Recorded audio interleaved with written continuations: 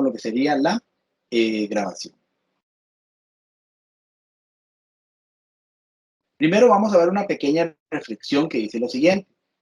Se suele decir que las matemáticas son muy difíciles, pero en realidad lo más difícil es comprender nuestras propias capacidades y lo que podemos lograr al cultivarlas y creer en nosotros mismos. ¿Qué significa esto? Que nosotros a veces nos hemos cohibido, nos hemos acostumbrado, nos hemos enmarcado en que las matemáticas son algo muy complicado, algo muy difícil y que nosotros no lo vamos a poder lograr, ¿verdad? Pero tenemos que sacarnos esa idea de la cabeza, principalmente pensando que somos futuras personas docentes que vamos a ir a los salones de clase y vamos a tener a cargo 30, 20 niños, ¿verdad? Niñas también, los cuales están ahí con toda la disponibilidad de aprender. Y si nosotros vamos con ese miedo a la matemática, vamos a inculcar ese miedo en nuestro estudiantado, ¿verdad? Y la idea es ir eliminando ese tabú en cuanto a la matemática. Perfecto, veamos un pequeño esquema del curso. Iniciaríamos con el capítulo 1, que son conceptos básicos de geometría y sus relaciones. Capítulo 2 y 3, triángulos y cuadriláteros. Capítulo 4, circunferencia. Y capítulo 5 y 6, cuerpos sólidos y transformaciones geométricas. Lo dividiríamos en 4 tutorías, ¿verdad? Siendo esta la inicial. En el caso de esta presentación o de este centro de mate, no vamos a tocar en su totalidad los contenidos que va a llevar la unidad didáctica, porque es bastante extensa, ¿verdad? Y el periodo de tiempo el cual destinamos para esto es un poquito limitado. Al final, si nos faltara un poquito y todos están dispuestos, todas y todos están dispuestos a continuar, entonces podemos trabajar un ratito más para terminar por lo menos con lo que es la presentación. Si hubiese alguna consulta que no estuviese en este momento abarcada en la presentación, entonces los invitamos a que nos las hagan por correo electrónico. Luego les podemos mandar una explicación por correo y si es necesario también un videíto explicándoles la duda que ustedes tengan en.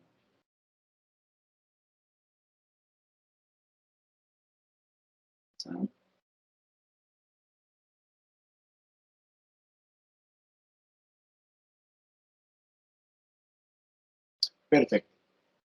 Vamos a iniciar con el capítulo 1, que sería conceptos básicos de geometría y sus relaciones.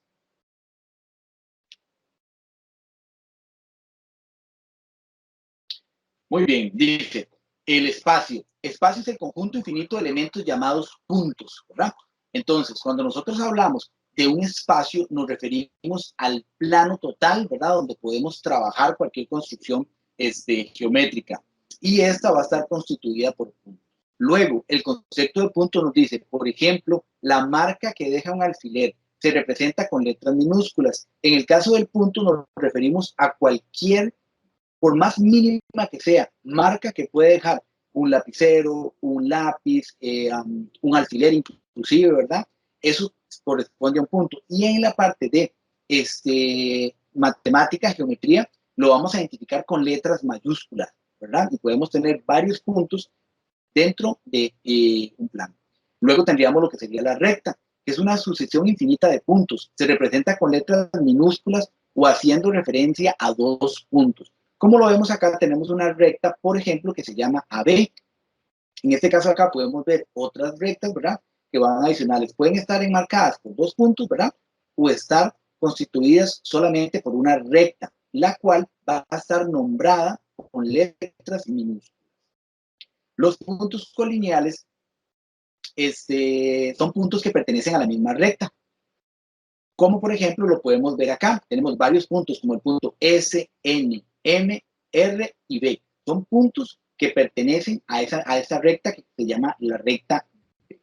Luego tenemos por acá puntos colineales.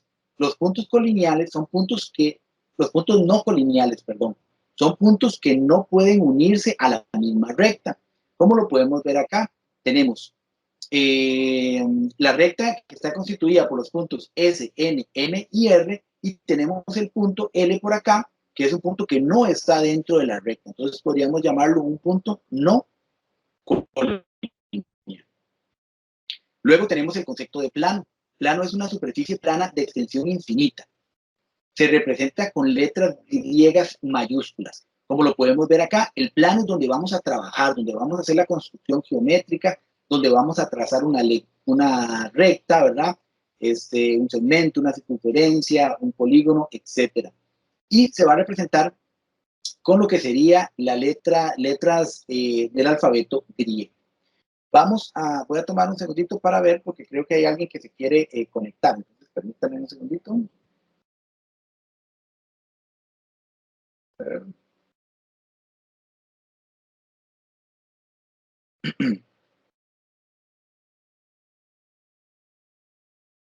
Parece que la Cindy ya pudo entrar.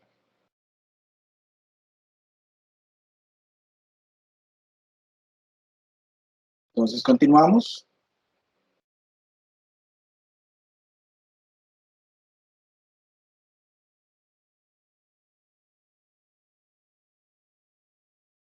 Perfecto, entonces luego seguiríamos con lo que sería la semirrecta. Es una sección de la recta que tiene punto inicial no incluido y no tiene punto final. El punto inicial no incluido es el que podemos ver acá, que es, por decirlo así, como un círculo vacío, ¿verdad? Una recta, una semirrecta va a iniciar con este punto vacío y va a continuar hasta el infinito. Podemos recordar que las letras se denominan con letras mayúsculas, ¿verdad? Y en este caso, esta semirrecta correspondería a la semirrecta AB. Luego tenemos lo que sería el rayo, que es una sección de recta que tiene punto inicial incluido y no tiene punto final. Cuando decimos que tiene punto final incluido, significa que está rellenito el punto, por decirlo así, está marcado, es un punto que es notable, ¿verdad? Y cuando es no incluido, es el que es vacío. ¿Cómo lo podemos ver acá? En este caso tenemos el punto de la semirrecta vacío, ¿verdad? En esta semirrecta roja que podemos ver acá, las semirrectas se pueden incluir dentro de una recta. Y en el caso del rayo, ¿verdad? Tiene el punto incluido, ¿verdad? Entonces lo vemos que está pintadito. El segmento es la sección de la recta que tiene punto inicial incluido y tiene punto final, ¿verdad? Entonces, esto es muy importante. El segmento va a tener un punto final, va a estar demarcado, como lo podemos ver acá, inicia en T y termina en R, ¿verdad? El segmento no va a ser infinito, como lo es el rayo o como lo es la semirrecta. Luego tenemos lo que sería el ángulo. El ángulo es la sección de un plano definida por dos rayos, ¿verdad? Recordamos que un rayo es una sección de la recta que tiene punto inicial incluido y no tiene punto final, ¿verdad? Entonces, un ángulo es definido por dos rayos, ¿verdad? Como por ejemplo, por decir algo, podríamos marcar que un rayo sería un punto que inicia acá y continúa en línea recta, ¿verdad? Esa línea no está muy recta, pero digamos que lo estuviese, ¿verdad? Entonces, esto no tiene final y luego acá, de este mismo punto, sale otro rayo con punto inicial incluido, pero no tiene punto final, ¿verdad? Continúa. Y en esta parte central es donde se nos va a formar lo que corresponde a el ángulo, por decirlo así. En esta parte de acá, se nos formaría lo que corresponde al ángulo.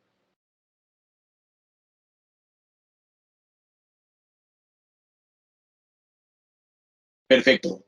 Entonces, como les indicaba, el ángulo es la sección de un plano definida por dos rayos llamados lados, que tienen su punto inicial en común, llamado vértice.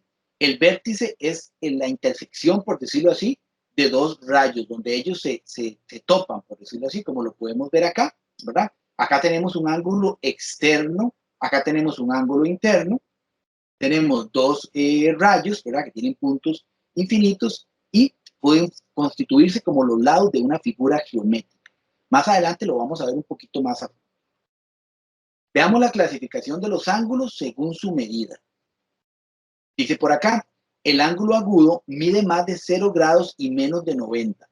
Entonces vamos a recordar siempre que el ángulo agudo es inferior a 90. Todo ángulo que mida menos de 90 corresponde a un ángulo agudo. Por lo tanto, si yo les preguntase a ustedes cuánto mide,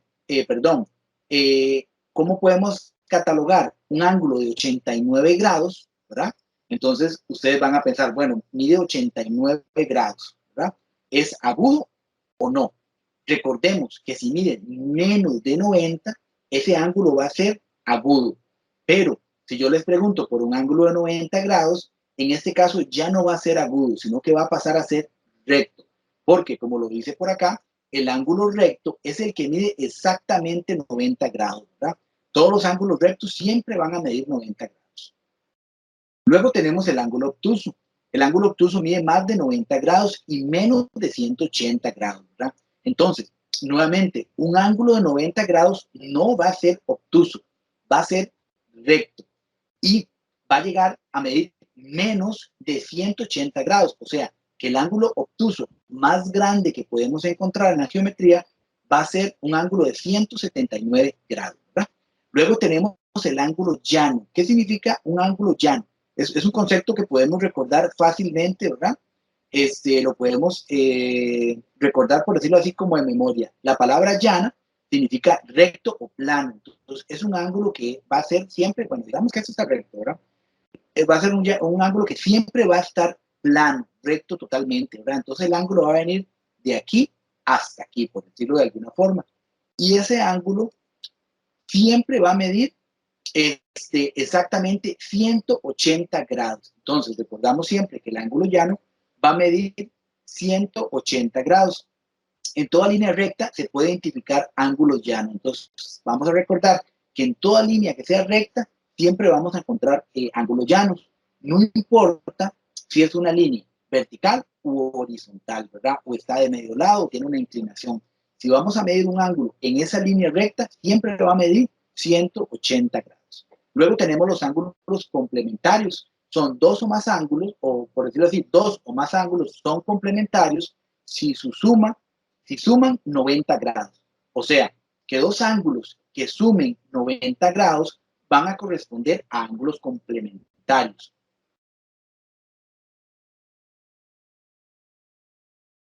Para recordar más o menos cuáles son los ángulos complementarios, yo les recomiendo recordar la palabra cono. Entonces, automáticamente ustedes con la palabra co van a recordar complementario y con la palabra no van a recordar que miden, que suman 90 grados.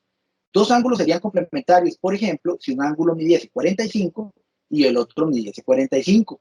Al sumarse, ¿verdad? Van a dar 90 grados. O puede ser un ángulo de 60 y un ángulo de 30. Se complementan, ¿verdad? A una suma de 90 grados. Los ángulos suplementarios, en este caso, son dos ángulos, son dos o más ángulos, son suplementarios si suman 180 grados. Entonces, dos ángulos serían suplementarios cuando su suma, ¿verdad?, completa la cantidad de 180 grados. Para recordar, por ejemplo, los ángulos suplementarios, podemos recordar la palabra SUSI, ¿verdad? Una palabra fácil de recordar. Y vamos a recordar que SU es de suplementarios y SI es que miden 180, ¿verdad? Para que no se nos vaya a olvidar. Luego tenemos los ángulos congruentes. Los ángulos congruentes son ángulos cuyas medidas son exactamente iguales, aunque no necesariamente la posición. ¿Qué significa esto? Que nosotros podemos tener dos ángulos en diferentes posiciones. Por ejemplo, podemos tener un ángulo acá, digamos que este ángulo mide 80 grados. Y luego podemos tener un ángulo, por ejemplo, acá, viendo hacia arriba, ¿verdad? Y este ángulo mide 80 grados. De esta forma, no importa en la posición que ellos se encuentren, ellos van a ser congruentes porque su medida va a ser la misma, sin importar la posición en la que se encuentre el ángulo. Ahora, es importante también destacar que el ángulo puede estar en cualquier posición. Antes se nos enseñaba siempre el ángulo en una misma posición, ¿verdad? Siempre veíamos el ángulo de esta forma, ¿verdad? Siempre lo veíamos así el ángulo. Pero podemos recordar que el ángulo se puede dar en cualquier posición. Puede ser así, puede ser invertido, ¿verdad? Puede ser viendo hacia abajo. Cualquiera de estos es un ángulo, ¿verdad? No tiene por qué estar siempre en la misma posición.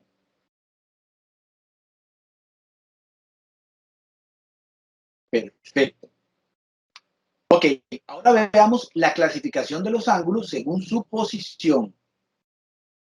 Dice acá, existen ángulos adyacentes, existe el llamado par lineal y los opuestos por el vértice. Los ángulos adyacentes son dos ángulos que tienen el mismo vértice, un lado común y un lado común que los separa. Ahorita vamos a ver un ejemplo. El par lineal son dos ángulos que además de ser adyacentes son suplementarios. Y los ángulos opuestos por el vértice son los ángulos que se forman con la intersección de dos rectas. Entonces, veamos por acá. Ángulos adyacentes, como lo ven por acá, se encuentran en el mismo vértice, ¿verdad? Como lo pueden ver acá. Luego, los ángulos o el par lineal es un ángulo que está dentro de la misma línea, ¿verdad? Y luego tenemos acá los opuestos por el vértice, que son dos ángulos que están contrariados, por decirlo de alguna forma, como lo podemos ver acá, por los vértices, ¿verdad? Se encuentran opuestos, como por ejemplo el C y el D, y el A y el B. Son ángulos que están opuestos por su propio vértice. ¿Tenemos alguna consultita hasta el momento? ¿Me podrían indicar? Ahora veamos un poquito de lo que serían las rectas. Las rectas se segregan de esta forma. Son las rectas, luego tenemos rectas congruentes o concurrentes, perdón, o oblicuas, rectas paralelas y rectas perpendiculares, ¿verdad? Las rectas perpendiculares descienden, por decirlo así, de las rectas concurrentes o oblicuas. Las rectas concurrentes corresponden a las rectas que se intersecan en un punto, ¿verdad? O sea, son dos rectas que se cortan, intersecan significa que se cortan, que se topan, ¿verdad? Entonces, dos rectas son concurrentes cuando se intersecan o se chocan en un punto. Por decir un ejemplo, veamos, podría ser el siguiente, ¿verdad? Acá tenemos una recta y luego aquí viene otra recta y toca esta recta en este punto. A este punto le podríamos llamar el punto P, por decirlo algo, recordando que los puntos se identifican siempre con una letra mayúscula, ¿verdad? Entonces, esto serían dos rectas concurrentes. Si estas rectas estuviesen así, estas rectas no serían concurrentes. Ahora, les pregunto, si estas rectas estuviesen así, ¿serían concurrentes o oblicuas? En este caso, sí los serían, porque a pesar de que se toquen al puro final, digámoslo así, sí se están tocando, se están intersecando, se están cortando. Por lo tanto, serían concurrentes o oblicuas. Si a ustedes les aparece un ejercicio como este que está acá en el cuestionario, ¿verdad? Que está de ladito, puede estar en este lado. Bueno, si estuviesen así, ya no serían concurrentes porque no se cortan. Pero si esta recta se extiende hasta acá, o la cruza en el centro, ¿verdad? O la toca en un ladito nada más, esas rectas van a ser oblicuas porque ellas se están intersecando, se están cortando, por decirlo así, se están tocando, ¿no?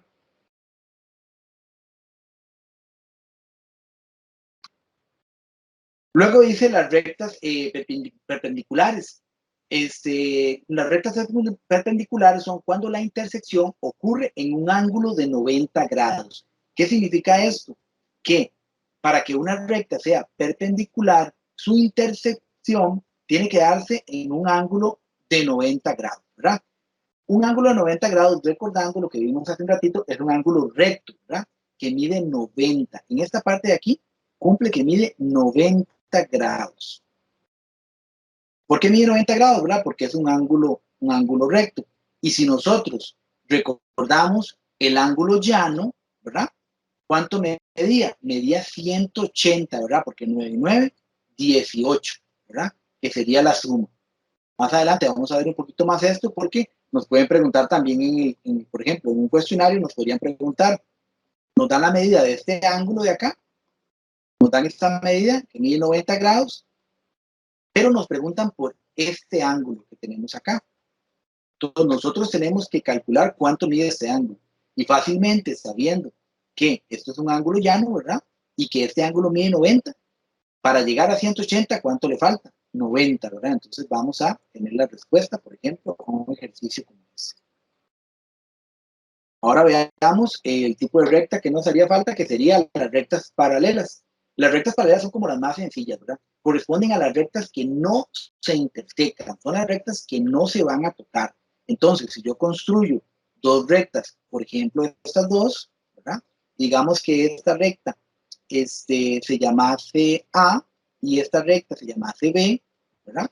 podemos afirmar que estas dos rectas son paralelas, o sea, ellas no se van a intersecar nunca en la vida, por más que esta recta se extienda hasta el infinito y esta para allá o esta para acá tampoco, nunca se van a llegar a tocar, siempre van a continuar hasta el infinito, ¿verdad? Y más allá, como dicen en la fábula, y nunca, nunca se van a tocar, ¿verdad?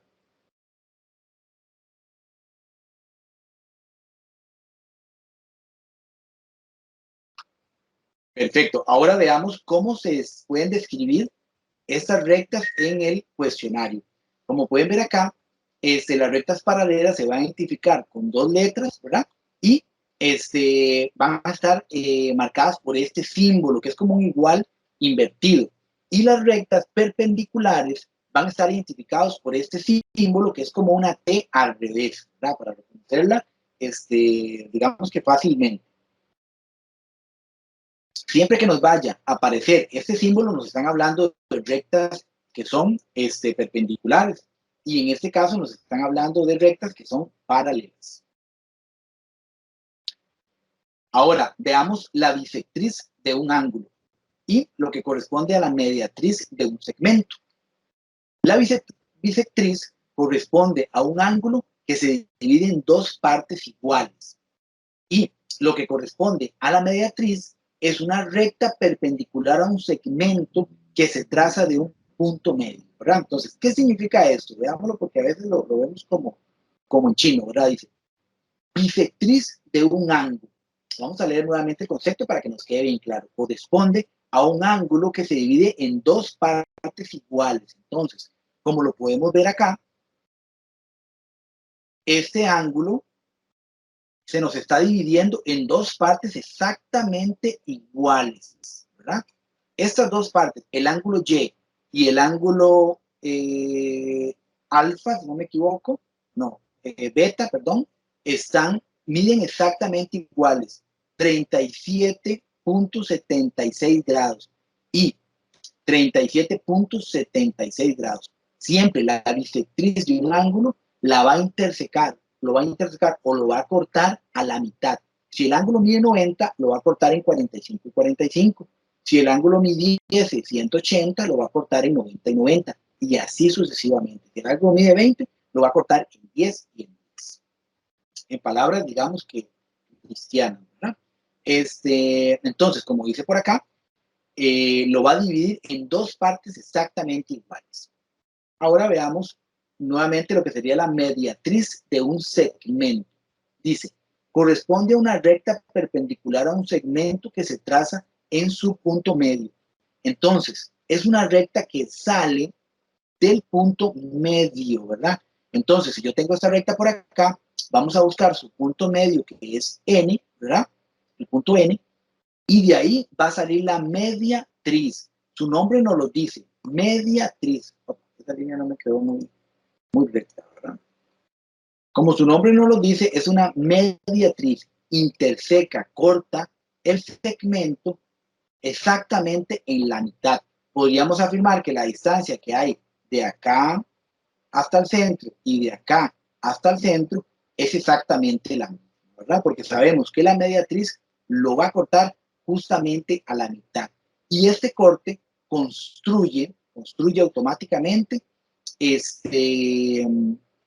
cuatro ángulos de 90 grados. Siempre van a ser estos cuatro ángulos, siempre van a ser de 90 grados. ¿Por qué estos ángulos siempre van a ser de 90 grados? Nos podemos preguntar. Porque si recordamos lo que hemos visto hasta el momento, este ángulo es un ángulo llano. ¿Y el ángulo llano cuánto mide? 180 grados. Si nosotros dividimos 180 entre 2, es igual a 90, ¿verdad? Ahora, el ángulo de abajo nuevamente es un ángulo llano. Si lo dividimos nuevamente a la mitad, obtenemos dos ángulos de 90 a cada lado. Por lo tanto, vamos a tener aquí cuatro ángulos de 90. A nosotros nos pueden preguntar, por ejemplo, el ángulo que se encuentra en este vértice. Y nos pueden dar solamente, como decir, esta figura, sin ninguna sin ninguna medida de los ángulos. Nos pueden dar solamente esta figura. Está casi simplemente ella como tal en el cuestionario. Entonces nosotros nos van a preguntar este ángulo de acá. Automáticamente vamos a saber que esta mediatriz de este segmento lo partió a la mitad y formó 4 ángulos de 90 grados. Perfecto.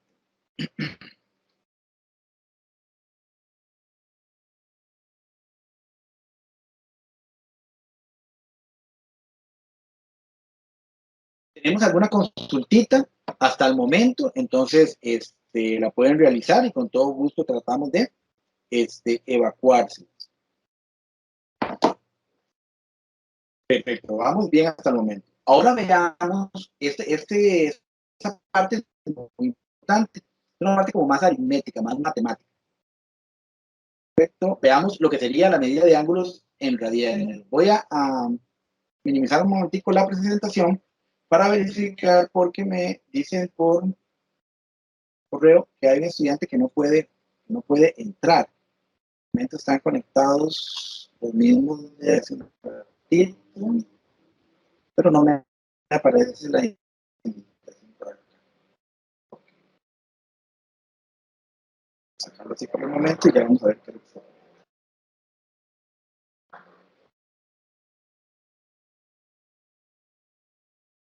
Perfecto. Entonces, vamos a continuar con los ángulos en radianes, ¿verdad? Esto es un contenido que va a salir, ¿verdad? En el cuestionario muy posiblemente, entonces lo vamos a trabajar de una manera, por decirlo así, muy sencilla. Aquí podemos ver como un tipo de definición. Es un poco complicado definir lo que es un radián, pero digamos que es la unidad de medida de ángulos del sistema internacional, del símbolo rad, que equivale a un ángulo plano que, teniendo su vértice en el centro de una circunferencia, le corresponde un arco de longitud igual al radio de la circunferencia, ¿verdad? Entonces, ¿qué significa esto, verdad? Básicamente en español, ¿verdad? Digamos que un radián o la medida pi radián, ¿verdad?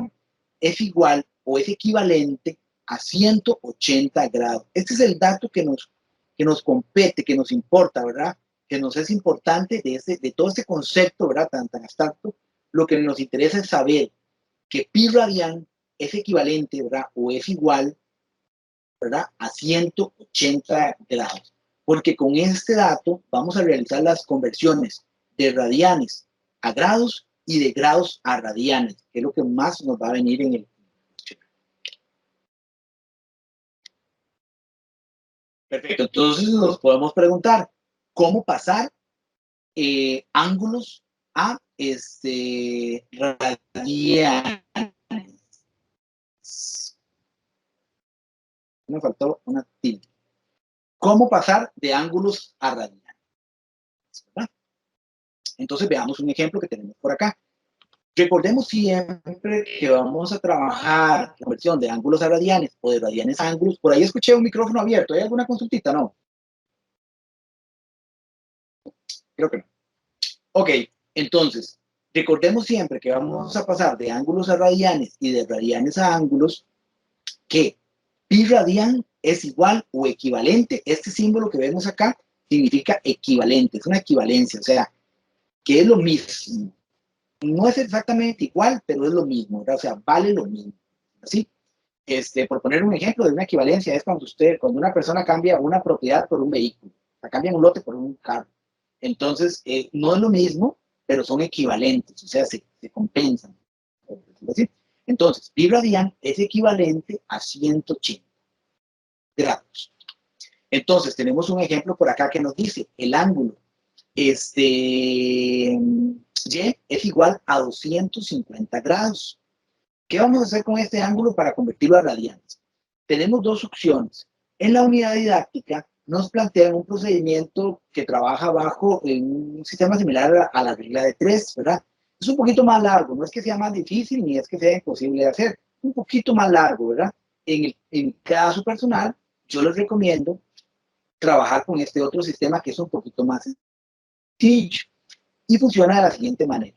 lo que vamos a hacer es simplificar, ¿verdad? Colocar. En el primer caso, ¿verdad? Primero que todo, muy importante para los dos tipos de ejercicio es colocar los grados, ¿verdad? Inicialmente colocamos los grados, luego anotamos, por decirlo así, el símbolo de multiplicar y colocamos pi radian sobre 180 grados. Eso es como una norma, ¿verdad?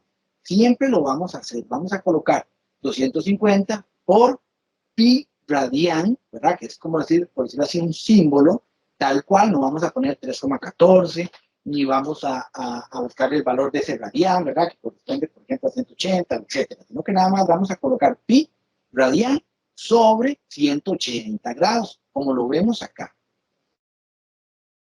Obviamente, vamos a proceder, cuando ya lo tenemos ubicado de esta forma, vamos a proceder con una simplificación. Una simplificación común y corriente, aplicando reglas de divisibilidad, por ejemplo, que las vimos en el Matemática 1, por ejemplo, ¿verdad? Si se nos olvidaron un poquillo, nada más retomamos la unidad didáctica, revisamos un poquito, buscamos un video en internet, ¿verdad? De cómo simplificar, ¿verdad? Son varias, por decirlo así, reglillas o normas muy sencillas. En este caso vamos a iniciar simplificando por 10. ¿Por qué vamos a iniciar simplificando por 10? Porque este es el número más alto, nos va a resumir más esta ecuación, esta simplificación, perdón, y lo hacemos porque los dos números terminan en 0. Entonces, si recordamos de Matemática 1, cualquier número que termina en 0 es divisible por 10, ¿verdad? Entonces, ya sabemos que estos dos números, 250 y 180, son divisibles entre 10. Entonces, procedemos con su divisibilidad entre 10, ¿verdad? Si dividimos 250 entre 10, me da 25. Y si dividimos 180 entre 10, me da 18. En este caso, si nosotros queremos aplicar divisibilidad, simplificación o reglas de divisibilidad a esta otra fracción que nos está quedando, que dice 25 sobre 18, ya no la vamos a poder dividir más, simplificar más, perdón. ¿Por qué? Porque 25 solamente es divisible entre 5, porque si recordamos, los números que son divisibles entre 5 son los que terminan en 5 o en 0. Pero resulta que 18 no es divisible entre 5. Entonces 18 no lo podemos dividir entre 5 porque no termina en 0 ni tampoco termina en 5. Luego, 18 es divisible entre 2. También es divisible entre 3 porque 3 por 6 es 18. Pero ya no va a ser divisible entre 5 y solamente es divisible entre 2. Y el 25 no es divisible entre 2. Porque si recordamos, los números que son divisibles entre 2 son los que terminan en 0 o en un número par, ¿verdad? 2, 4, 8, 6, etcétera, ¿verdad? Entonces, solamente los números que terminan en número par, en dígito par o en 0, son divisibles entre 2. Por lo tanto, esta simplificación ya me termina en esta parte. De esta forma, cuando yo simplifiqué esta fracción, por decirlo así, simple y sencillamente le coloco pi radian a su costado y automáticamente queda resuelto el ejercicio, sin necesidad de tener que hacer todos estos pasos que vemos acá, ¿verdad? Como pueden ver, el resultado es exactamente el mismo. Veamos otros ejemplitos para que les quede un poquito más claro. Veamos, por ejemplo, 60 grados. Me dicen en el cuestionario, convierta 60 grados a radianes. ¿Qué es lo que tengo que hacer? Coloco pi radian sobre 180. Recordemos que esto es, como decirlo, una norma, ¿verdad? Coloco pi radian sobre 180, ¿verdad? Y luego me fijo en este 60 y este 180 como si fuesen una fracción, ¿verdad? Como si ellos estuviesen de esta forma, ¿verdad? Como si fueran una sola fracción. Yo los visualizo así en mi mente, por decirlo de alguna manera. Luego me vengo por acá y comienzo a simplificar. Entonces,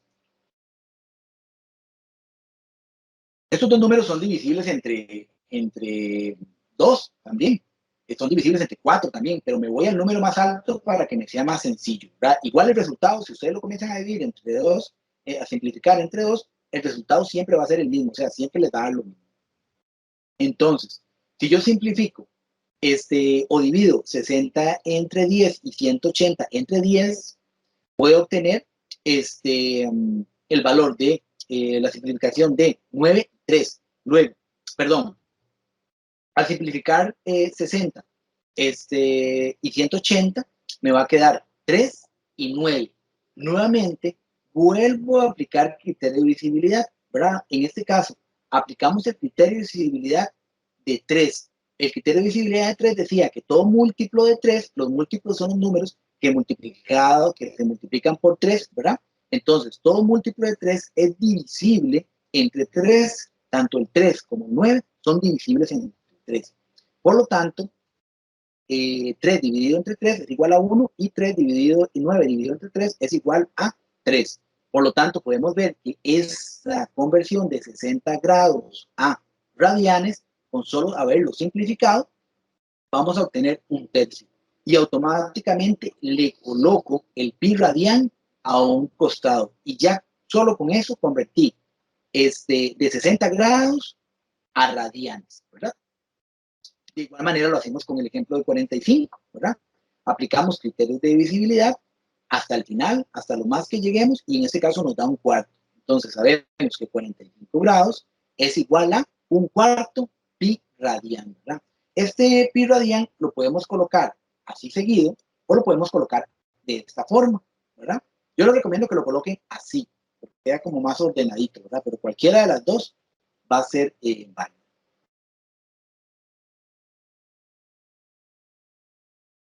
¿Tenemos alguna consultita en cuanto a lo que es la conversión de grados a radianes? No sé si quedó alguna dudita o quedó bien clarita. Perfecto, entonces continuamos. ¿Tienen alguna duda, verdad? No les dé pena, ¿verdad? Adelante, pueden hacer la consulta. Ahora veamos a la inversa, convertir de radianes a ángulos, o a grados sería, más bien, un pequeño ahí sería convertir de radianes a grados, ¿verdad? No a ángulos. Un pedacito. Sería convertir de radianes a grados.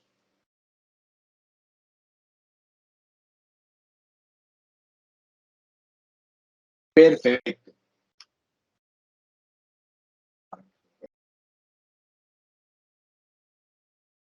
Si vamos a convertir de radianes a grados, entonces podemos hacer un procedimiento, ¿verdad? Que está basado en regla de 3, que es el que nos explica la unidad didáctica, ¿verdad? Es un procedimiento funcional, válido, ¿verdad? Pero es un poquito más largo, ¿verdad? Y como sabemos que en los cuestionarios nos gusta el tiempo, aprovechar un poquito el tiempo, ¿verdad? Entonces vamos a proponer un sistema un poquito diferente al que nos dice la unidad didáctica. Vamos a recordar siempre la equivalencia de pi radian, ¿verdad? Pi radian es igual o equivalente a 180 grados. Siempre vamos a recordar eso. Entonces, si nosotros queremos convertir, por ejemplo, un tercio pi radian a grados, lo que vamos a hacer es multiplicar los radianes que nos están dando, los vamos a multiplicar por 180 grados, porque siempre vamos a recordar esto, ¿verdad? Que pi radian es equivalente a 180 grados, ¿verdad? O sea que pi radian vale, por decirlo así, 180 grados. Entonces lo que vamos a hacer es multiplicar los radianes por 180, como dice acá. Entonces tenemos un tercio, que sería pi radian, ¿verdad? Digamos un tercio pi radian, lo vamos a convertir a grados. Entonces automáticamente lo vamos a multiplicar por 180. Esto es una multiplicación de fracciones común y corriente. ¿Qué pasa cuando yo hago una multiplicación de fracciones y este número es entero? Si recordamos de matemática 1, me parece, o 2, colocamos acá abajo un 1, ¿verdad? Colocamos acá abajo un 1, siempre todo número, ¿verdad? Que está solito, abajo tiene un 1 para convertirlo en fracción. Y para multiplicar fracciones, lo que tenemos que hacer es multiplicar de forma directa o de forma continua. Entonces multiplicamos 1 por 180 y multiplicamos 3 por 1.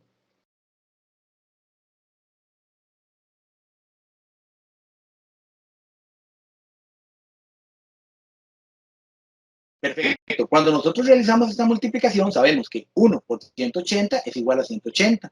Luego, 3 por 1 es igual a 3, ¿verdad? Entonces, ahora tenemos este valor, 180 sobre 3. ¿Qué hacemos con este valor? Me sigue quedando, ¿verdad?, en fracción. Entonces, lo divido. Divido 180 entre 3, ¿verdad? Si nosotros procedemos, digamos, a realizar esta división, por ejemplo, pues automáticamente me vengo acá y digo 180 dividido entre 3, ¿verdad? Entonces, bueno, ¿cuántas veces me cabe el 3 en el 8? Un número que multiplicado por 3 me dé 18, sería 6 por 3, 18, ¿verdad? Restamos y me queda 0. ¿Cuántas veces cabe el 3 en el 0? Cabe 0 veces, ¿verdad? Multiplicamos, me da 0, resto acá y me queda 0, ¿verdad? Entonces, al realizar la división, obtenemos el valor de 60.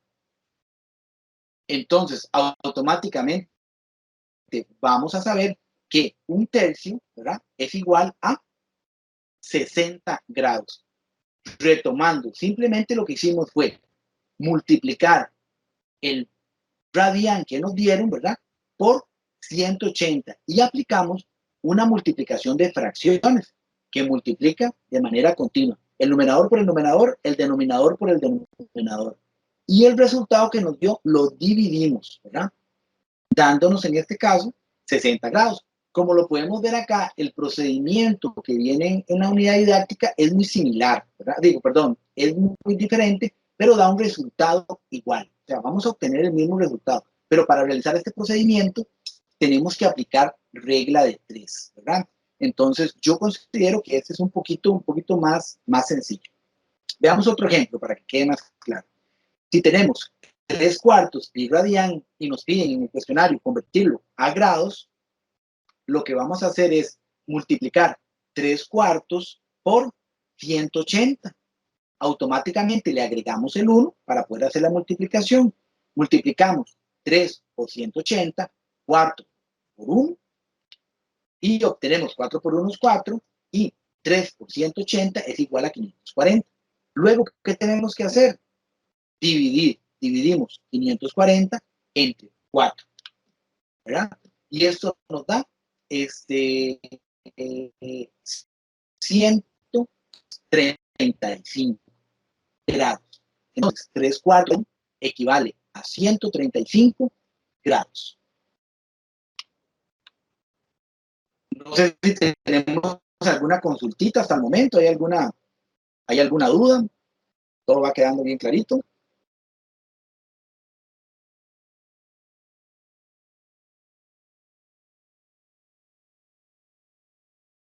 Perfecto. Ahora vamos a empezar con lo que sería ángulos entre paralelas. Perfecto. Como podemos ver acá, estos son 3 rectas. Acá tenemos 2 rectas paralelas y tenemos una recta oblicua, ¿verdad?, que interseca a estas rectas. Pero, como podemos ver en rojo, solo vamos a tomar en cuenta lo que son las rectas paralelas. Esas son las que nos van a importar para este tema. Existen diversos ángulos entre lo que son las rectas paralelas. Entonces veamos, como dice acá, M es paralela a L, ¿verdad? Esta M hace referencia a la M que tenemos por acá. Y L hace referencia a esta L que tenemos por acá. Y estas dos son paralelas, se encuentran, ¿verdad?, definidas por este símbolo que nos indicaba que son rectas paralelas.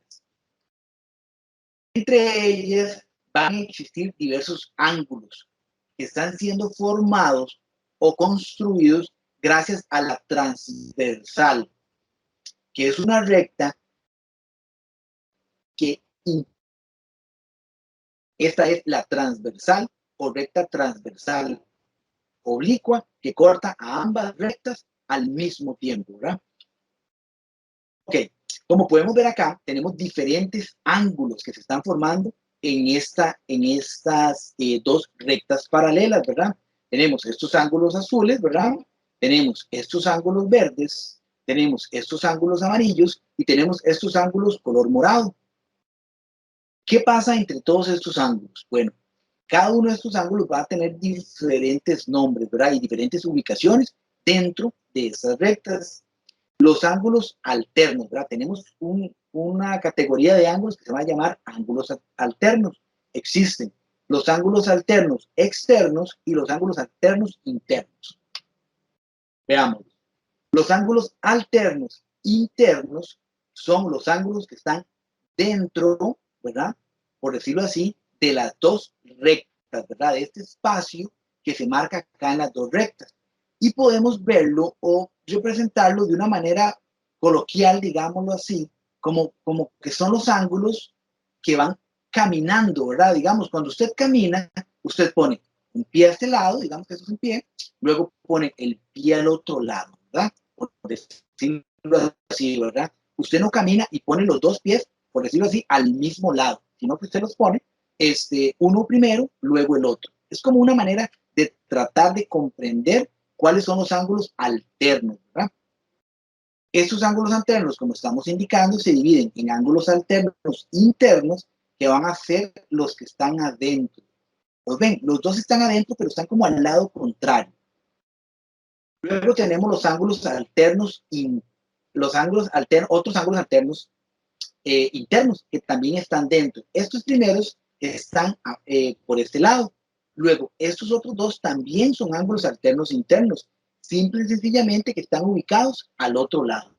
Entonces, estos cuatro ángulos van a corresponder a los ángulos alternos internos, pero unos van a estar de un lado y los otros van a estar de otro lado. ¿Sí? Luego tenemos lo que son los ángulos alternos, pero esta vez son externos.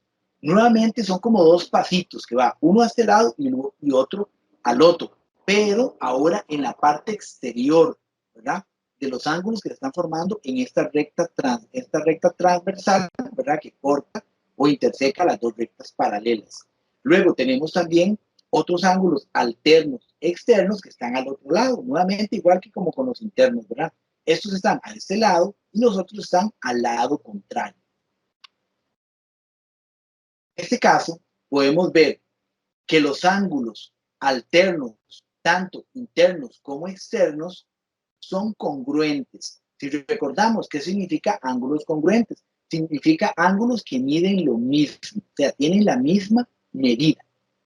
Entonces, el ángulo que se encuentra, que los ángulos que son alternos internos, tanto estos dos que tengo señalados acá, como estos dos que no hemos señalado, miden exactamente lo mismo.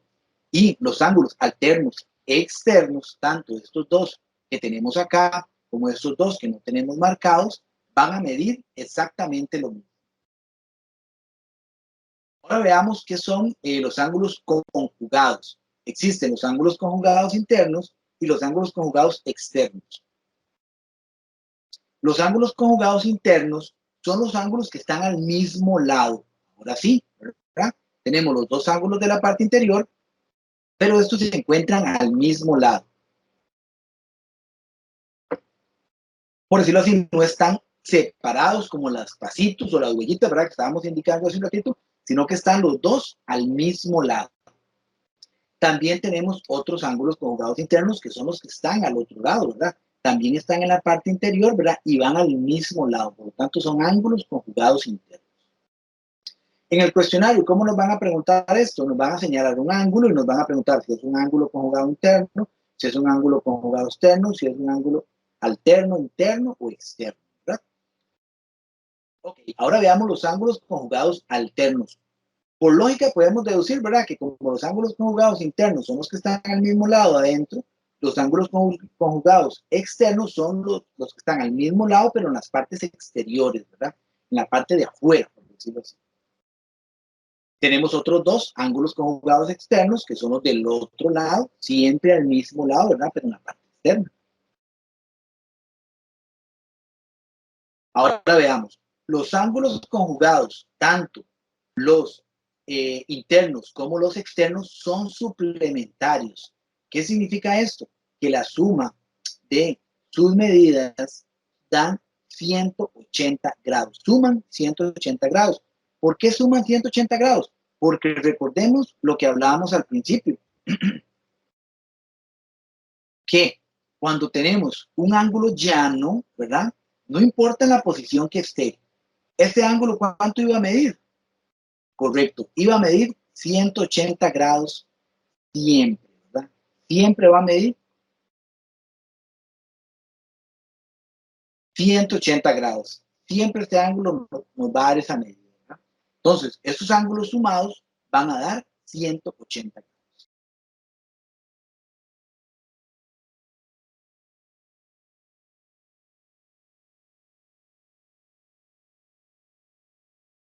¿Cómo nos indica acá? ¿Verdad?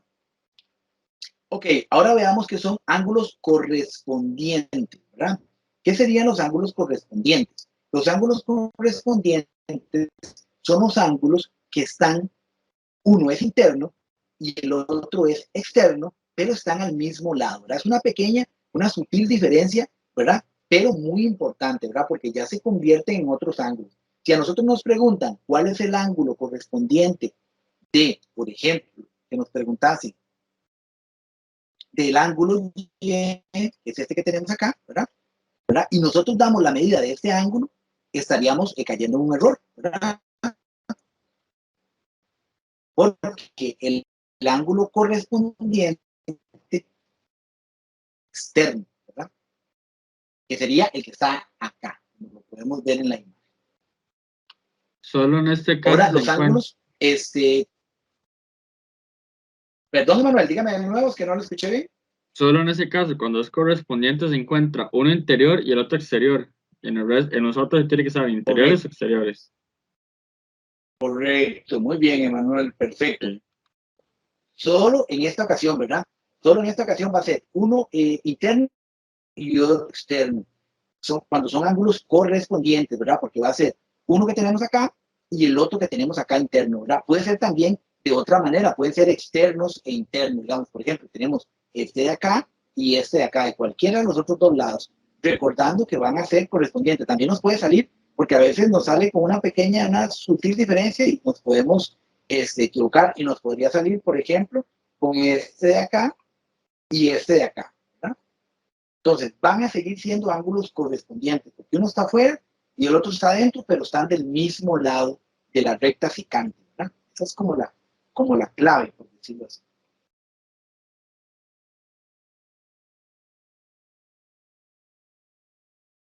¿Ve? Como estos de acá también son correspondientes. Estos de acá también van a ser correspondientes. Y luego dice, los ángulos correspondientes son congruentes. Todas estas parejas de ángulos van a medir lo mismo, siempre. Siempre estas parejas de ángulos correspondientes van a ser congruentes. A nosotros nos pueden preguntar, por ejemplo, en un ejercicio del cuestionario, nos pueden preguntar cuánto mide, por poner un nombre, el ángulo, digamos que esta es alfa. ¿Cuánto mide el ángulo alfa? Y me dan, por ejemplo, me dan la medida de este ángulo de acá. Y me dicen que este ángulo mide, por decirle algo, 100 grados. ¿Verdad? Pues si este ángulo mide 100 grados, ¿verdad? Y me están preguntando la medida de este ángulo de acá, ¿cómo voy a saber yo cuánto mide ese ángulo? Pues muy sencillo. Recordamos que esto es un ángulo llano. ¿Cuánto miden los ángulos llanos? Miden 180. Si este angulito de acá mide 100 grados, ¿cuánto mide este? Pues a 180 le quitamos 100 y me quedan 80. Entonces automáticamente sé que el ángulo Y mide 80 grados. Ahora, me preguntaban por este ángulo de acá. Como este ángulo y este ángulo miden igual, entonces, ¿cuánto mide este ángulo? Correcto, mide 80 grados. ¿Por qué mide 80 grados? Porque es igual a la medida de este. ¿Y por qué dijimos que este medía 80? Porque le restamos el valor de este, que era un ángulo llano, ¿verdad? El ángulo llano, si recordamos del inicio, mide 180 grados.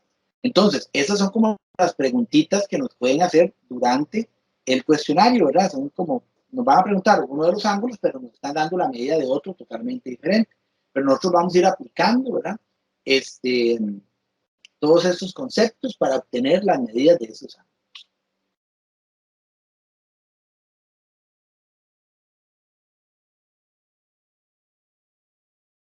Si tenemos alguna consultita con respecto a los ángulos entre paralelas, ¿verdad? Es un tema bonito, ¿verdad? Fácil de entender y puede ser que salga bastantico en el cuestionario, por lo menos un par, aunque ya nos sale una preguntita, ¿verdad? Si ya sabemos los conceptos, cómo medirlos, etcétera, entonces ya la vamos a poder solucionar.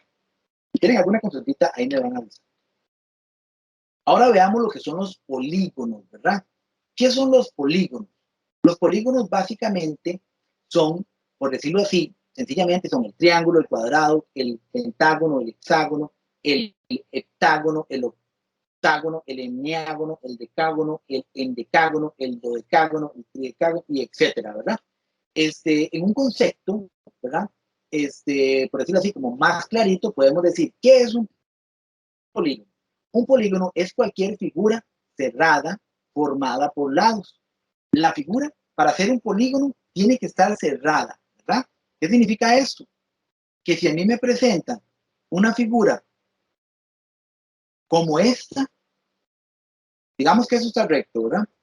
Digamos que me presentan una figura como esta, esto ya no es un polígono, porque no está cerrada, no se cerró aquí. Para que esta figura tan fea que acabo de dibujar sea un polígono, tiene que estar cerrada, ¿verdad? O sea, tiene que ser así, digamos, una para acá, una para acá, una para acá y otra para acá. Totalmente cerrada tiene que estar esa figura, ¿verdad? Ser un cuadro, ser un triángulo, ser una estrella, ser un rectángulo, ser un hexágono, etcétera, pero tiene que estar cerrado. Muy importante, porque nos pueden hacer esa pregunta con una figura que no esté cerrada. Ahorita vamos a ver unas que se quiebran mucho, por ejemplo. Digamos que hay algunas que son de esta forma.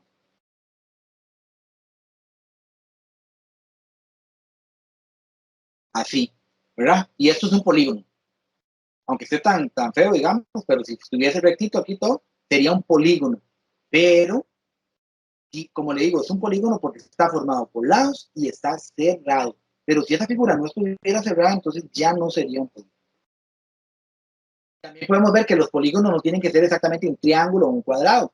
Puede ser una estrella, puede ser una forma diferente, como un O, como un cuadrado, alargado de un lado, etc. Ok, veamos los elementos de los polígonos, básicamente, ¿verdad? Los polígonos tienen vértices. Si recordamos del principio, un vértice es donde se intersecan dos cuerdas o dos vértices. Luego tienen lados. Los polígonos están constituidos por lados. Siempre van a tener lados. En este caso, por ejemplo, tenemos el lado CB, el lado BC, el lado AF, el lado DE, etc. Y luego tienen diagonales, ¿verdad? Ahorita vamos a ver los conceptos un poquito más de cada uno de ellos para retomarlos y repasarlos. Además, todos los polígonos tienen un centro. No importa la forma que tenga el polígono, siempre va a tener un punto central, ¿verdad? Y es muy importante ese punto central. Adicional a esto, los polígonos, todos ellos tienen un radio y tienen apotema, ¿verdad? ¿Qué es un radio y qué es un apotema? El radio es una cuerda o un segmento, una línea que va del centro al vértice. Muy importante. Los radios siempre van a los vértices. Si recordamos que era un vértice, era donde era el punto en el que se intersecaban, ¿verdad? O se tocaban, ¿verdad? Dos rectas, ¿verdad? Entonces, el radio siempre va a ir al vértice. Hay que recordar ese puntito. Ahora, la apotema va del centro a la mitad. Por lo tanto, forma un ángulo de cuánto acá. ¿De cuánto sería este ángulo? Sería un ángulo de 90 grados. Siempre va a formar la apotema, va a ir del centro a la mitad del lado, sin importar cuál sea la figura. Por decir un ejemplo, si yo construyo un triángulo, es un polígono, ¿verdad? Aquí tengo mi centro, el triángulo tiene centro, y voy a trazar una apotema de mi triángulo. Entonces yo tengo que intersecar el centro. Acá también interseco el centro, y acá también interseco el centro. Bueno, este no es el centro, pero digamos que es el centro. Interseca totalmente el centro, lo que significa que este lado y este lado mide igual. Este lado mide igual a este, y este lado mide igual a este. Y este ángulo de acá y este ángulo de acá Como son un ángulo llano, miden 180 los dos, lo que significa que cada uno mide 90 grados, ¿verdad? Entonces, todos esos conceptos que hemos ido aprendiendo, ¿verdad? Nos los van a ir preguntando de diferentes formas. Es importante recordar entonces estas pautas. La apotema va del centro a la mitad del lado y el radio va del centro, pero va al vértice y automáticamente parte el vértice a la mitad. Eso es muy importante también. Si este vértice tuviese un ángulo que midiese, por decirlo acá, 122 grados,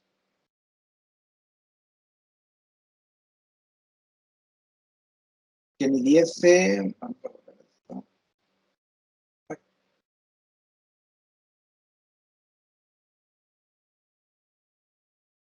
que midiese 122 grados, ¿verdad? Entonces, si lo parte a la mitad, ¿cuánto va a medir? Cada uno de estos ángulos, ¿verdad?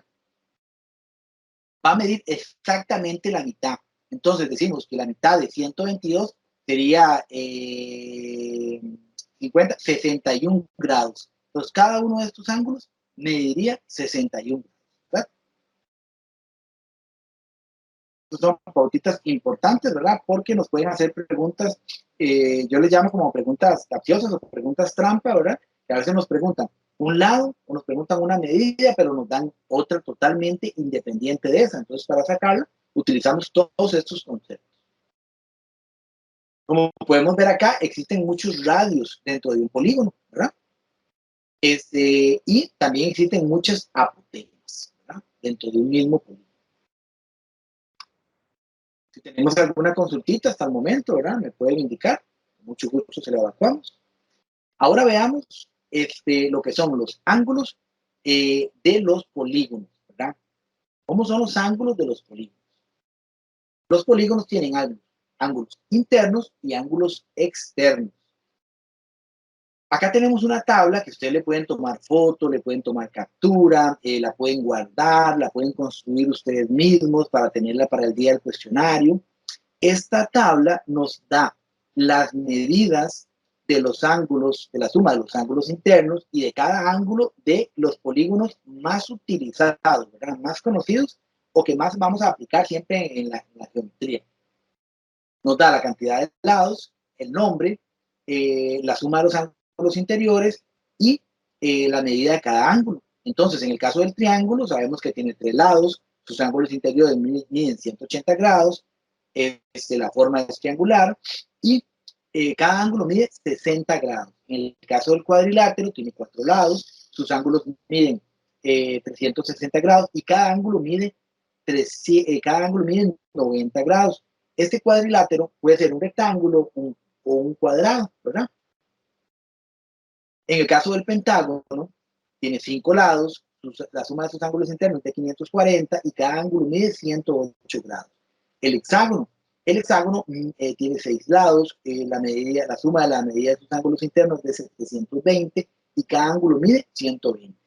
El heptágono tiene 7 lados, la suma de sus ángulos internos es de 900 y cada ángulo mide 128.57. Son medidas estándar, ¿verdad? Siempre van a medir lo mismo. El octágono tiene 8 lados, mide 1080 grados sus ángulos internos y cada ángulo mide 135 grados. El nonágono tiene 9 lados, sus ángulos internos miden 1260 y cada ángulo mide 140. Entonces, esta tablita la podemos tener siempre a mano porque nos puede ayudar para responder una pregunta mucho más. Ahora veamos el ángulo central de cualquier polígono. La medida del ángulo central se obtiene con la fórmula 360 sobre n, donde n corresponde al número de lados. ¿Cuál es el número de lados? Es el número de lados de la figura con la que estemos trabajando. Entonces, por ejemplo, si en este caso estamos trabajando con una figura como la que está acá en la imagen, simple y sencillamente venimos acá y contamos su número de lados. Un lado, 2 lados, 3 lados, 4 lados, 5 lados, 6 lados, ¿verdad?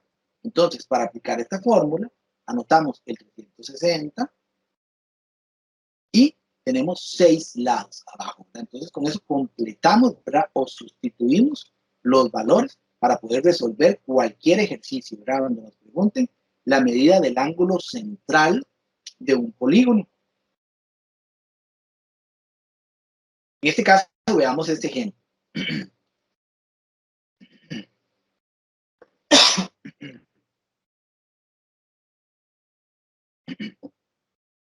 Dice por acá, el ángulo interno de un polígono es congruente con los ángulos exteriores. Entonces, el ángulo interno de un polígono es congruente con los ángulos exteriores. O sea, si es congruente, significa que mide lo mismo. Si el ángulo interno de un polígono es congruente con los ángulos exteriores y este ángulo mide 120 grados, entonces el ángulo externo va a medir también 120 grados. Siempre, ¿verdad? Siempre va a ser de esa manera. Y cualquier ángulo externo, por ejemplo, aquí se va a formar otro ángulo externo, ¿verdad? Aquí se va a formar otro ángulo externo, ¿verdad? Entonces siempre ese ángulo externo va a medir 120 grados, en este caso, ¿verdad? Porque el centro, el ángulo central, medía 120 grados.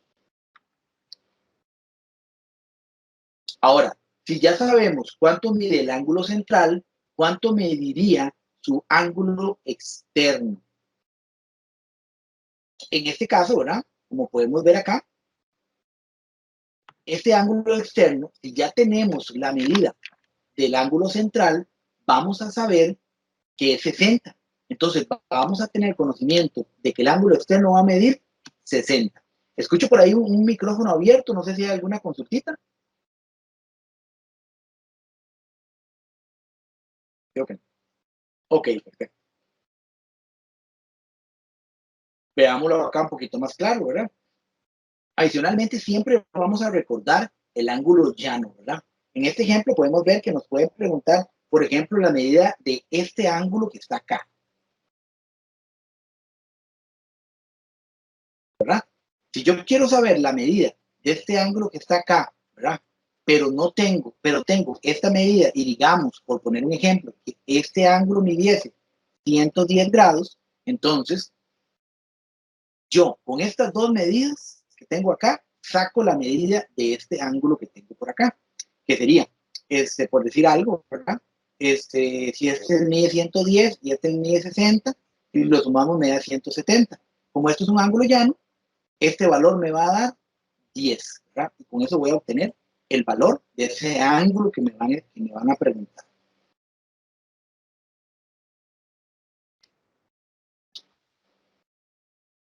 Perfecto, ahora veamos. Suma de las medidas de los ángulos internos de un polígono. Para yo saber la medida de los ángulos internos de un polígono, lo que tengo que hacer es la siguiente fórmula. N menos 2 por 180, donde N va a corresponder a la medida de los lados, del número de lados. ¿Verdad? N va a corresponder al número de lados. Entonces, si estamos hablando de un cuadrado, tiene 4 lados. Si estamos hablando de un triángulo, tiene 3 lados. ¿Verdad? Entonces, veamos. Suma de las medidas de los ángulos externos de un polígono corresponde a 360. La suma de la medida de los ángulos externos de un polígono siempre va a ser 360. Entonces, con este dato y con otras informaciones que me vayan dando, yo voy a poder concluir la medida de cualquier ángulo externo de un polígono. Veamos un ejemplito de estos dos conceptos. Determine la suma de las medidas de los ángulos internos de un octógono, ¿verdad? Entonces, ¿cuál era la fórmula? La fórmula era n menos 2 por 180, ¿verdad? Donde n era el número de lados. Y me están diciendo que es un octógono. ¿Qué es un octógono, verdad? Recordemos que octo viene de 8, ¿verdad? Entonces, es un polígono de 8 lados. Sin ni siquiera tener el polígono ya puedo calcular, ¿verdad? La medida de sus ángulos internos. Entonces, ya sé que es 8, ¿verdad? Entonces, aplico 8 menos 2 es igual a 6 por 180. Eso me da 1080. Entonces, la medida de los ángulos internos de un octógono es de 180. Pero si a mí me preguntasen esto y yo tengo la tabla a mano, ¿verdad? La tabla que trabajamos hace un ratito, entonces ni siquiera tengo que hacer el cálculo porque ya tengo la tabla de los polígonos más usados. Por eso les recomiendo, ¿verdad? Nuevamente, que tengan esta tablita que tengan esta tablita a mano, porque nos pueden preguntar simple y sencillamente cuál es la medida de los ángulos internos de un hexágono. ¿Cuánto mide un ángulo de un hexágono? Y le dan un montón de medidas, ya sabemos que el ángulo mide 120. ¿Cuántos lados tiene un hexágono? Tiene 6, ¿verdad? Entonces, eso nos lo pueden preguntar y esta tabla nos va a colaborar para responderlo más rápido o más sencillo. De igual forma, cualquier otro polígono, hay polígonos que tienen más de los lados que vimos en la tablita, ¿verdad? Entonces nos pueden preguntar un polígono que tenga 16 lados, nos pueden decir, determine la suma de la medida de los ángulos internos de un polígono que tiene 16 lados. Entonces, ¿qué vamos a hacer? Aplicamos la misma fórmula, número de lados 16, menos 2, ¿verdad? Y multiplicamos por 180. Y ese valor que nos resulta sería el valor correspondiente a lo que sería la medida de los ángulos internos. Aquí es muy importante recordar de matemática 1 también la prioridad de operaciones, ¿verdad? Recordemos que lo que está entre paréntesis siempre lo vamos a resolver primero, porque si yo multiplico primero, ¿verdad? Y luego resto, bueno, por la ley de distribución nos va a dar igual, pero si yo vengo acá y multiplico solo por 8 y luego le resto 2, ya ahí no nos va a dar. Si aplicamos la ley de distribución correctamente y multiplicamos los dos y luego restamos, ahí sí. Pero en el caso de la manera más rápida y más sencilla de hacer esto, ¿verdad?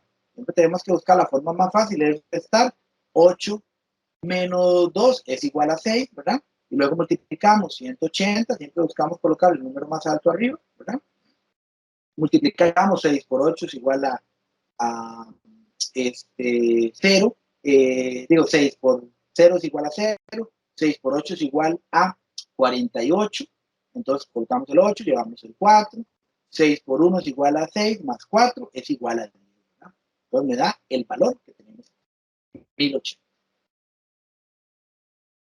Si tenemos alguna consultita con respecto a esa fórmula, básicamente es aplicar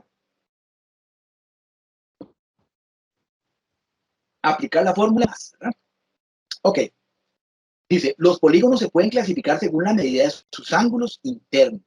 Entonces tenemos dos clasificaciones principales que son convexo y cóncavo, ¿verdad? Entonces tenemos que recordar esas dos palabras, convexo y cóncavo, porque nos pueden preguntar cuáles son las clasificaciones de la medida de los polígonos según sus ángulos internos. Entonces sabemos que son convexos y cóncavos. Ahora, ¿qué es cada uno de ellos?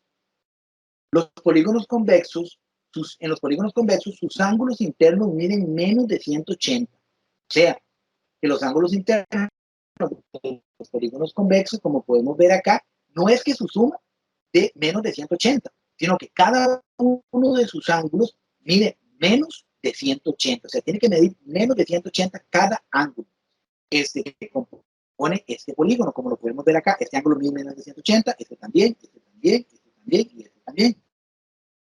Si yo lo sumo, pues me va a dar otro dato. Pero cada uno midió menos de 180. Y el polígono cóncavo dice, al menos uno de sus ángulos mide más de 180.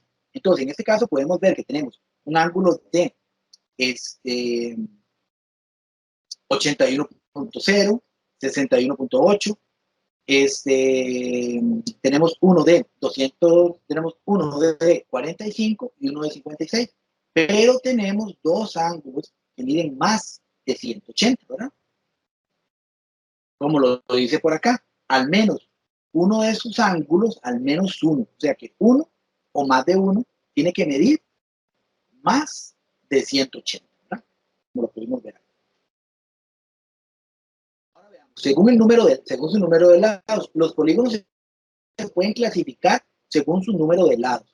Los polígonos más conocidos son el triángulo, ¿verdad? El cuadrilátero, el pentágono, el hexágono, etcétera, ¿verdad? Entonces, según la cantidad de lados, nosotros podemos clasificar a los polígonos, ¿verdad?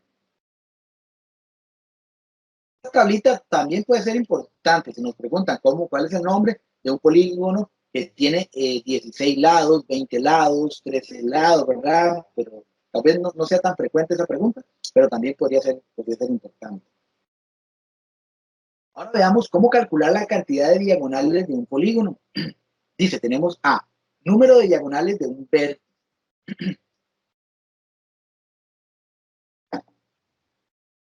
Se utiliza la fórmula n, donde n recordemos que corresponde al número de lados, menos 3, donde n es el número de lados. Y b, el número total de diagonales en un polígono. Se utiliza la fórmula para calcular el número total de diagonales de un polígono. Se utiliza la fórmula n por n menos 3 dividido entre 2, recordando siempre la prioridad de operaciones. Recordando que primero vamos a aplicar esta resta y luego vamos a aplicar lo que sería la multiplicación. Veamos un ejemplo. Dice, establezca el número total de diagonales que se puede trazar en un icoságono convexo. Si recordamos de la tablita anterior, el icoságono es un polígono que tiene 20 lados, ¿verdad? O sea, está formado por 20 lados, ¿verdad? Entonces, vamos a sustituir los valores, como lo vemos acá. N corresponde al número de lados, tenemos 2n, entonces colocamos 20 y 20 menos 3, ¿verdad? Dividido entre 2. Si a 20 le quitamos 3, nos quedan 17. Luego multiplicamos 20 por 17, ¿verdad? Multiplicamos 20 por 17, y lo dividimos entre 2. Vamos a confirmar una cosita porque tengo una duda. Vamos a hacer la multiplicación. Dice que 7 por 0 es igual a 0, ¿verdad? 7 por 2 es igual a 14. Luego dejamos el espacio, ¿verdad? 1 por 0, 0 y 1 por 2, 2. Si sumamos, acá, ¿verdad? Nos da el total de 240, ¿verdad? 240. Luego, si nosotros dividimos, ¿qué nos da? Perdón, son 340. Si nosotros dividimos o sumamos 340, 170 más 170 nos da 340, ¿verdad? Entonces, aplicamos la multiplicación y luego dividimos entre 2, obteniendo el valor, ¿verdad? Que en este caso nos dice, establezca el número de diagonales que se puede trazar en un icoságono convexo, ¿verdad? Después de aplicar la fórmula de forma correcta, vamos a obtener que es posible trazar un total de 170 diagonales. Si tenemos alguna consultita con respecto al cálculo de las diagonales, ¿verdad? La podemos hacer y con mucho gusto les colaboramos. Ahora veamos los polígonos regulares y los polígonos irregulares. Los polígonos regulares, sus lados y ángulos miden igual. En los polígonos regulares siempre sus lados y ángulos van a tener la misma medida, ¿verdad? Por ejemplo, los que podemos ver acá, el triángulo, el cuadrado, el pentágono, etc. Y los polígonos irregulares, sus lados son de diferente medida, ¿verdad? Como los que podemos ver acá.